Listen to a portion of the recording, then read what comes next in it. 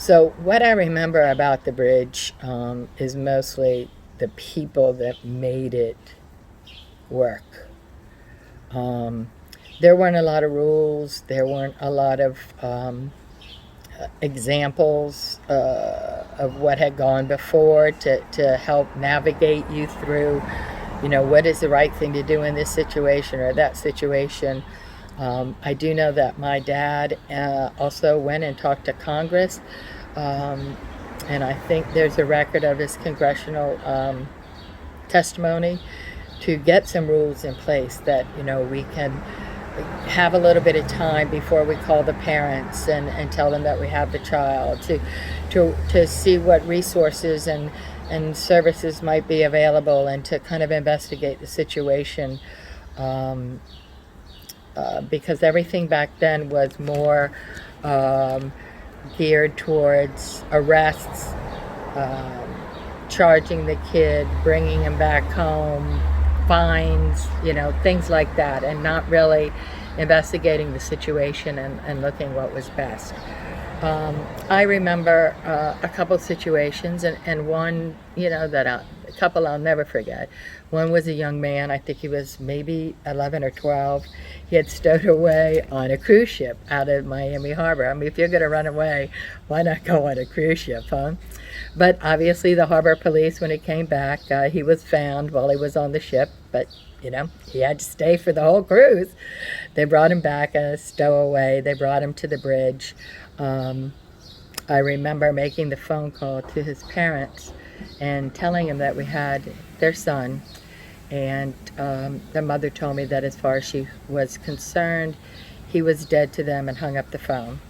Repeated attempts to contact other family members or the father and aunts and maybe even someone in his community at a church. I just remember that they were all dead ends. I wish I knew what happened to that young man, but I don't. Um, I remember a young girl who ran away from her house, and by all pretense, the family looked, great. I mean, it was a nice looking house. The father seemed to be a professional. There were other children in the house. Didn't seem to be a problem until we just talked to her, and it was discovered and confirmed that the father had been pimping her out. That was a really, really tough one. The appearances are not always what they appear. The kids would come with immediate health issues. I mean, you would know that they had scabies and lice and infections. They were malnourished. You could tell that many of the kids were in need of medications of all different sorts. And physically, that wasn't always easy to get to address and to get them, health care and medications. But it was definitely easier than finding resources and efforts and to break to fix their broken spirit or their lack of love or support. That was much harder to address, and that was the mission of the bridge, and it still is the mission of the bridge, to build families, but also to allow children to be in a safe, healthy environment to reach their potential. So where does that leave us? There's a continued need for the bridge. Unfortunately, it's not anything that's been wiped out. There are still families in need, children in need.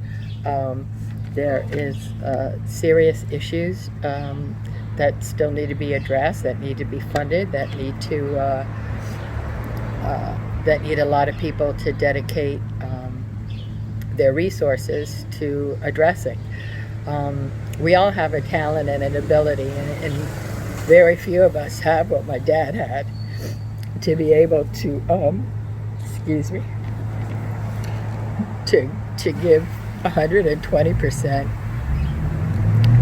to others always. He was a unique guy.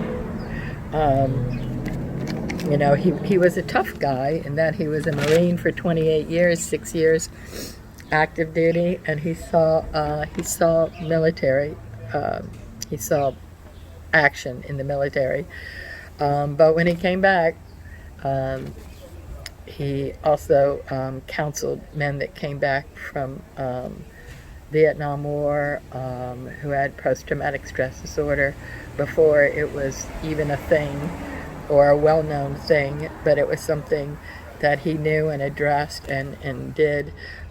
He organized the Toys for Tots the entire time that I remember growing up. We would always go to the Marine Corps Ball. So there's something to be learned in that there's a way, there's always a way. Just to be an ear for somebody, you can reach out and touch somebody. You can give money, and so the lesson or the takeaway is that, you know, just address the needs of the population that's serviced by the bridge presently. Open your mind and your heart, plant a seed, do the right thing, and have faith. It was my privilege to be able to tell you about my dad at the bridge. Thank you.